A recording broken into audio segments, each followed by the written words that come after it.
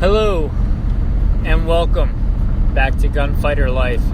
As always, I am your host, Michael Melito. First and foremost, I am a Christian. I make no apologies for that. I believe that the Word of God is true. I believe that Jesus Christ is the Son of God. I try and fail often to do what God tells me to do. First and foremost in my life, this podcast is no different. You certainly don't have to be a Christian to listen, but just know that I come at everything from a Christian worldview and a Christian perspective. This podcast is no different. A little bit about me. I did this podcast because I think I have been blessed to come at this from a good first-hand perspective in a lot of different ways. First and foremost, I grew up hunting and fishing in the backwoods of the southeastern United States, if you're listening from outside the United States. Grew up and I've been blessed to shoot from a very early age. I started my first formal shooting competition in 1998. I've competed in everything from precision rifle to action pistol, USPSA, IDPA. If you don't know what those are, don't worry about it. But anything from precision rifle, Olympic style rifle, to basically drag racing with a pistol. And I've been blessed to win more competitions than I can remember. State championships, regional championships. I've placed pretty high but never won a national competition. So a little bit about my shooting background, my hunting background. Even before I started competition shooting, I started hunting. I've hunted everything from gray squirrels on the East Coast to whitetail on the East Coast to mule deer on the West Coast, and bear and wolf and elk and all kinds of exotic species, fallow deer, European deer, axis, Asian deer, all different manner of foreign species. I've been blessed to hunt and harvest and professionally hunt for and guide for. Not many people in today's day and age can say that they've been a professional hunter and guide, but I am one. I've been a professional shooting instructor for many years, FBI certified, NRA certified, a bunch of other three-letter government agencies certified. I joined the Marine Corps at 17. I did 2 combat tours in Iraq. I finished my time out as an urban warfare instructor and shooting instructor for the Marine Corps, teaching small arms and urban warfare and desert warfare under what was called Mojave Viper at the time. I don't know what they call it now, if anything. I also served in the U.S. Army, both full-time and part-time National Guard combat MOSs. And by God's grace, I got through all that alive. I served as a police officer, LAPD for several years, regular assignments and fugitive recovery. And by God's grace, again, He got me back in one piece. Up until very recently, I was the commander of a tactical team, an SRT team, a special response team, basically a SWAT team in a very big metropolitan area. I won't get into that, but if I said what it was, you would know what I was talking about. I also worked at a nuclear test site in Nevada as a firearms and tactics instructor out there. All that to say that God has blessed me, and I do mean God. None of that was on my own strength. Everything I've accomplished is a gift from Him, and I hope to pass some of that knowledge on to you. Today's episode is going to be entitled A Guide's Rifle. So I quit my job recently.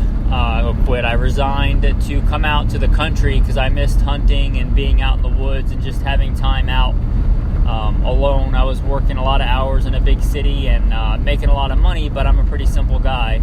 So I kind of quit to start my own thing out in the country and work as a professional hunter and guide in Tennessee on a giant game ranch with a bunch of different species, exotic species of animals, and all kinds of hunting and ranching, and start my own shooting instruction and hunting school.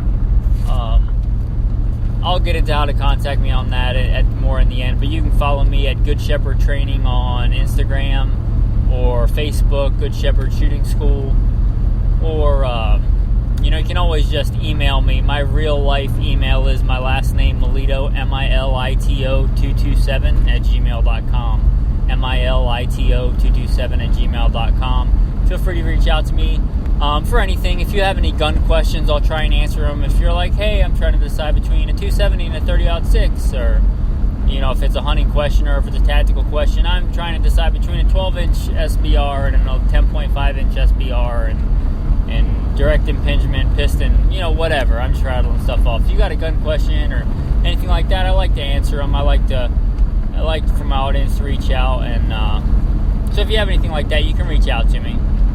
Follow me if you want updates, anything like that. You can also direct message me on the Instagram that I gave you, Good Shepherd Training. Anyway, get into today's topic. We're going to talk about a guide's rifle. So I've hunted everything all over. My go-to rifle right now as a professional guide is a Kimber Adirondack. You can look that up and see what it is. But a very light, handy rifle. It weighs under 5 pounds. It's a very good rifle. It's an accurate rifle. It shoots under 1 inch. With the caveat, it shoots under 1 inch for the first 3 rounds. After that, it'll start stringing shots because it gets very hot very quickly because it's a light rifle. But, as a professional hunter and guide, I've never needed more than 3 rounds. So for that purpose, it's fine. I'm not out there doing tactical shooting with that rifle. It's chambered in 6.5 Creedmoor. I'll be honest, I didn't really want it in 6.5 Creedmoor. I know that's a new hot round, but I kind of wanted it in 308, but it was such a coveted rifle at the time, it was hard to find it at all. I mean, I couldn't find it anywhere. There was one gun shop that had one in 6.5 Creedmoor, so that's what I got it in. And, I don't regret it because I bought a bunch of ammo for it at the time because I figured I kind of foresaw ammo getting worse, and especially if the elections went not the way that would be good for ammo. I'm not getting into politics, but they went in such a way that it made ammo harder to get. So I got plenty before the crunch happened, and so I got it in 6.5 Creedmoor, and that's the rifle that I have other rifles for other things, and guns are tools, but for my go-to hunting rifle for anything, and we have all kinds of things on the ranch up to including North American bison and giant elk and whatever. And that's my go-to rifle, especially for guiding, because as a guide, I'm generally not the one to shoot the animal first thing. I'm generally the one to finish it off or get a follow-up shot if the client does not make a good shot, or just dispatching things on the ranch. I do sometimes have to shoot deer or cull deer, which, taking an injured deer out or a sick deer out or sheep or something like that. So that all happens, and the 6.5 does that just fine, the 6.5 Creedmoor. The 308 would have done it just fine too, but the 6.5 is a fine round, especially in such a light rifle. It is kind of nice to have less recoil than I would have had in 308. My go-to is the Winchester XP round, so that's one of their rounds, ballistic tip round, Winchester XP. 6.5 is known for having good sectional density. If you don't know what that is, it just means that it flies through the air well, it bucks the wind well, and it penetrates pretty well. Sectional density and ballistic coefficient are pretty high on that round in general. If I'm shooting something a little bit heavier, I do have Berger 144 grain that shoot pretty close to the same point of aim, point of impact, which is a blessing. And I have that gun topped off with a Leopold 1.5 to 5. I don't remember, it's a VX whatever, VX3 maybe, I think. It may be another VX variant, but it's a 1.5 to 5. And a lot of people would see that and say, holy crap, I can't believe you'd get a 6.5 Creedmoor, because most people think of that as a 1,000-yard cartridge, which it is, and top it with a 1.5 to 5. But I'll probably do another episode on common hunting mistakes or common shooter mistakes, but most people, in my opinion, miss far more game because they have way too much magnification. I have hardly ever seen somebody where they didn't have enough magnification, like where they were like, oh, I could have got that shot if I'd had more magnification. Way more common is they have that scope cranked up way too high, and a deer comes out running, or a deer comes out at 50 yards or 30 yards or even less, and then they've got this giant magnified scope and they can't find the deer in it, and when they do, all they see is a giant patch of deer. They can't tell where they're aiming, they get a bad shot, or the deer is moving and they just can never keep on it with that high magnification. So for me, I would have gotten in a straight 1 power, but what it came in with the light scope that I was looking for is a 1.5 to 5. I can shoot with both eyes open with that scope. I can shoot on moving game with that scope. I can find animals very quickly. Especially, I would advise you, if you're hunting or guiding, you find the game with your binoculars. and you shoot the game in your scope. Now, you don't try and find game in your scope. That's a bad strategy. So I would advise not to do that. So find the animal, identify the animal, make sure it's the right animal in your binoculars, and then get the shot with your scope. And if you can't do it with a 5 power out to 500 or 600 yards, you probably can't do it. If you can't make the shot with 2.5 power or 4 power or a 5 power or even higher, I'm not saying never, but in general, you probably weren't going to make the shot anyway. Because more magnification doesn't make you any steadier or more accurate of a shooter. It just helps you see the target better. And if you can't see a deer-sized target at 500 yards with a 5X, you probably weren't going to see it anyway. I'm not saying there's not time for more magnification. There certainly is. But in general, in my experience as a professional hunter and guide all over the country, less magnification is better. So I chose to top it with a 1.5 to 5, and I think that was a very good choice for that rifle. And again, it's a Leopold. Those things are built like tanks. And I have used different mounts in the past, but I'm very happy that I got the mount that I did. It's a DNZ mount. DNZ made for that Kimber Adirondack rifle, and it's a one-piece, monolithic, solid base, which kind of strengthens the gun in the action. So it's as solid a scope mount as I've ever seen. Nothing's perfect, but it's a one big monolithic bottom piece and then just the 2 top attachment parts, which is far less moving parts than, say, the older, Leopold style bases, which work fine. I mean, I've used those for years too, and they work just fine. But this is simpler. It seems to be very simple and very ruggedly built, the DNZ mount. And on one of my first professional hunts, my sling broke and that thing went flying and landed hard, and I confirmed 0 on it, and it held 0 just fine. So I'm recommending those DNZ mounts. And in fact, that when I went, even if I had to wait a little bit longer, I'd stick with the DNZ mounts. They seem to be very solidly built and very rugged. So I went with a very light rifle and a light scope and heavy base, because that's the thing that's probably going to throw you off 0. And if your gun's not zeroed, you might as well not have it until you can zero it again, because it's not good for much if you're not going to hit what you're aiming at, especially as a hunter. So that's kind of the setup. Is zeroed at 50 yards. It's dead on, just again about, should be dead on again between 200 and 225. And here's the deal. I hunt any way that I'll hunt in the best way to get the job done. But in general, my preferred way is to spot and stalk or still hunt. So I don't generally sit in a stand and have a feeder go off and have the deer come up there at a known distance. What I generally do is walk through the forest and try and stalk up and walk up on game. And I generally get within 200 yards of the game if I can, especially because it's generally forested area, not open fields. We do have open fields and things, but generally I try and stalk up on one animal in the forest by walking quietly, finding the one that I want and walking up to it, and getting the client on it and getting a good shot. And even when I was out west hunting on public land in Idaho, which is where I did a lot of my hunting for mule deer and elk and different things, even on public land like that, I might spot the animal a lot farther off. But in general, you get within 300 yards of your game by stalking up to it. So that's the kind of hunting that I prefer and that I like and that I professionally guide and do. Being able to, use fieldcraft and skill to stalk up on an animal. There's nothing wrong with if you feel comfortable and you're sure you can get a shot at a longer distance. But I like walking up on the game and stalking it through the woods and doing all that stuff. So that's the kind of hunting that I do, and that's the kind of guiding that I generally do. If somebody's got physical limitations or whatever, I can hunt them however. We can do still hunting, which is another favorite thing to do. You can maybe I'll do a different podcast on that.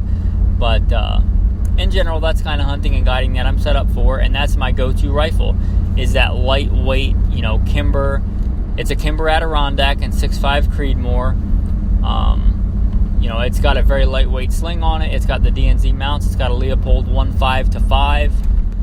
And that's my go-to professional hunting and guiding rifle. I got it when I lived out west and I was doing a lot more walking in rugged, hard terrain. And it's a super ultra lightweight rifle. It weighs under 5 pounds. And that's a great thing. Like I said, now I'm a professional full-time hunter and guide. And, I take care of a ranch and hunt and guide on that ranch. But I'm a professional hunter and guide, and that's my go-to rifle. Very accurate, very effective. It's just a great all-around rifle. You can carry it all day and hunt all day. And if I do my part, that rifle will do its part. And what more could you ask for on a rifle? So that episode's going to be entitled The Guide's Rifle. And all that being said, there are some things that I did not prefer about that rifle. Turn right onto Tennessee 225 North. So, anyway, apologize for the map quest getting in the way of the awesome production quality. But basically, if you didn't know, I basically talk into my iPhone when I have time, which right now is driving home from dropping off some stuff to the taxidermist to get mounted. Fallow deer, axis deer, a couple of other things. So anyway, back to what I was talking about. That being said, the Guide's rifle, I've recently gotten the rifle to replace it for a couple of different reasons. So if you want to hear about that one, stay tuned for a future episode. Anyway, I hope this has been informative and helpful, and maybe it will shape the way that you pick out your go-to hunting rifle. Even if you're not a professional guide or hunter, I would say the basic theme of this is get something that you can carry if you plan on walking around, because you'll carry it a lot more than you'll shoot it. Get something simple. Simpler is generally better, especially when it comes to hunting. Things that can go wrong. I'd say keep those themes in mind. Get a caliber that you can practice with proficiently.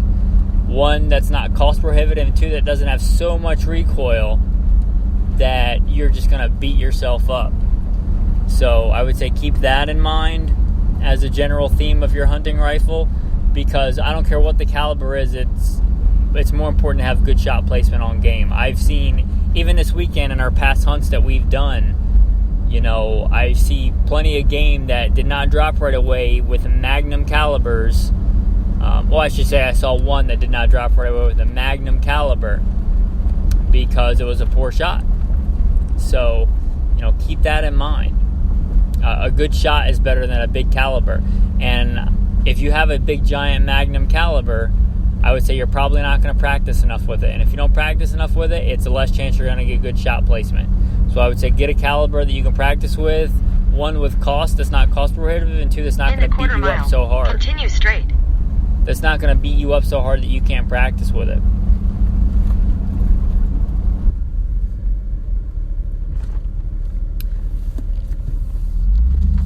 Like I said, if you have any questions, any gun questions, any kind of consulting that you need, get a hold of me. My real life email is Milito, MILITO 227@gmail.com. And you can follow me on Instagram, Good Shepherd Training. If you want to get pictures of hunts and past hunts and things that I'm doing, I try and post on there hunts that I've done, successfully guiding, maybe just pretty picture of nature, whatever. But if you want to keep up to date on that kind of stuff, maybe shooting school, shooting instruction that I'm doing. If you want to come on a fully guided hunt, or one of the main reasons I wanted to come out here and do this is because I want to teach people how to hunt. So if hunting is something to you that you have never gotten into, and you want to learn how to feed yourself and your family and take part in, something that we've been doing for so long as a human, it's just, I think that any man ought to know how to hunt and provide for himself and his family. And it can be a daunting thing if you've never done it. So if you want to get into it, if you want to learn, if you're willing to learn, reach out to me. I'd love to teach you how to do it. You don't even need guns or ammo. I can provide all that stuff. I can start at the very basics, gun safety, and teach you how to do the basic things like dress warm in the winter and stalk in the woods and walk quietly, and how to work scent, and how to use the wind to your advantage, and how to use terrain to your advantage, and how to butcher game and cook game and all those things. If you want to learn that, you can reach out to me. Again, through email, through Instagram, Good Shepherd Training. I'll also put a link to my website in the show notes for this. I think it's also on the main podcast show notes. But if you want to click on the website and visit me there, you can also message me there on the website. Turn left. So, as always, thanks for listening to Gunfighter Life, and have a blessed day.